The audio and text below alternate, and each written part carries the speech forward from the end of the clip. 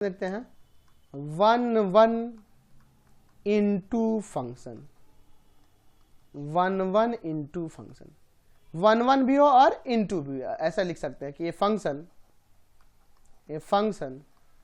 F from set A to set B, ये domain और ये codomain, is said to be 1 into if and only if it is both 1 and into। अगर कोई function f a to b में, जिसका a domain है और b codomain है, अगर वह 1 इंटू हो रहा है तो इसका मतलब यह है कि वो फंक्शन 1 भी होना चाहिए और इंटू भी होना चाहिए। यानी कि अगर फंक्शन 1 हो और इंटू भी हो तब उस कंडीशन में उसे 1 इंटू फंक्शन कहते हैं। जैसे समझिए, सेट ए ले लिया मैंने, सेट बी ले लिया, यहाँ पे देखिए इसमें एलिमेंट में ले लेता हूँ 1 2 3 4, यहाँ मैं ले लेता हूँ A B C D E.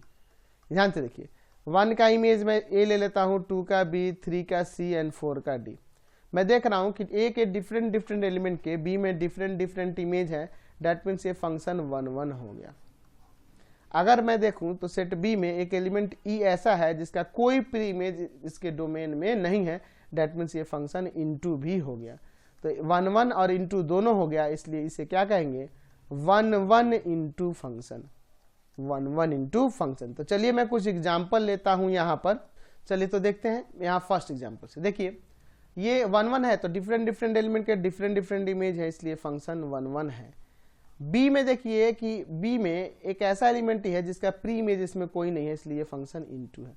तो 1 इंटू फंक्शन ये हो जाएगा, क्योंकि ये 1 भी है और इंटू भी है, इसलिए फंक्शन को 1 इंटू कह देंगे। यहाँ पे देखिए, यहाँ देखिए डिफरेंट एलिमेंट के डिफरेंट इमेज होने चाहिए, लेकिन 2 एलिमेंट के सेम ही इमेज हो जा रहे हैं, इसलिए ये फंक्शन 1 नहीं होगा। ये 1 नहीं होगा तो कैसा है, ये मेनी 1 है। अच्छा, सेट बी के एलिमेंट डी और ई का कोई भी प्री इमेज इसके डोमेन में नहीं मिल रहा, इसलिए ये फंक्शन इंटू है। तो ये 1 नहीं है लेकिन इंटू है, इसलिए क्या ये फंक्शन 1 इंटू होगा, नहीं होगा, क्योंकि 1 इंटू होने के लिए दोनों होना चाहिए, 1 भी और इंटू भी। यहां देखिए इसमें डिफरेंट एलिमेंट के डिफरेंट इमेज होने चाहिए, लेकिन एलिमेंट 3 और 4 का एक ही इमेज सी हो जा रहा है, इसलिए फंक्शन जो होगा 1 नहीं होगा, 1 नहीं होगा। क्या ये इंटू है, तो हाँ, बी के एलिमेंट डी और ई का कोई भी प्री इमेज इसमें नहीं है, इसलिए फंक्शन क्या हो जाएगा, आपका इंटू हो जाएगा। तो 1 है नहीं है, इंटू है, इसलिए 1 इंटू नहीं होगा, क्योंकि दोनों होना चाहिए।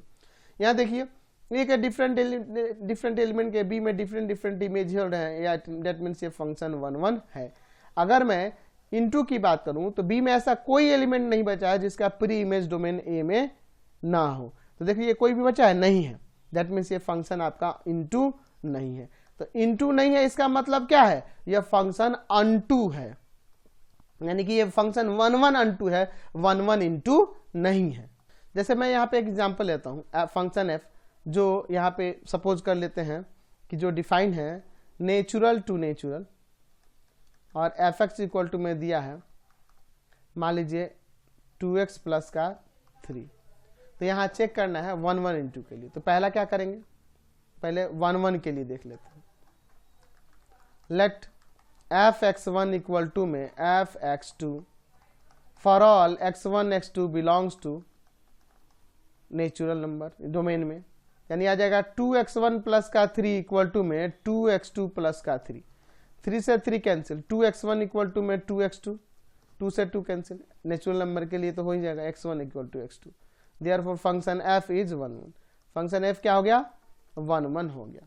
चलिए अब हम लोग इंटू की बात कर लेते हैं।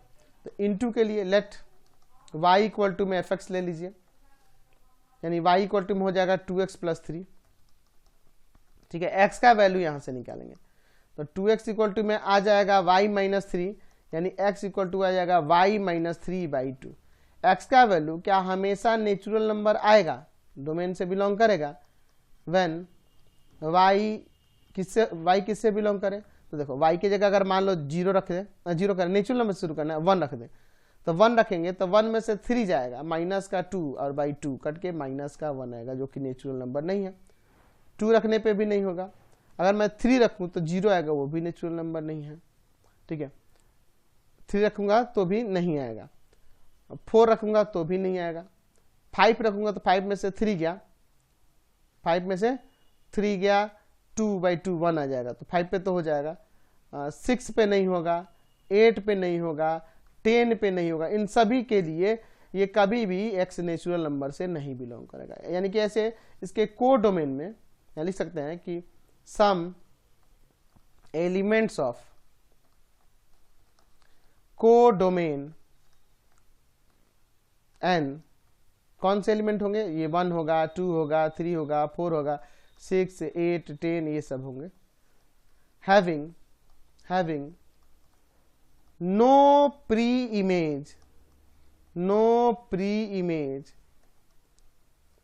in its domain, इनके डोमेन में कोई भी प्री इमेज इनके नहीं मिलेंगे। Therefore function f is into, क्योंकि ये अनटू नहीं है इसलिए ये इनटू है। आप एरो डायग्राम से समझ लीजिए इसे।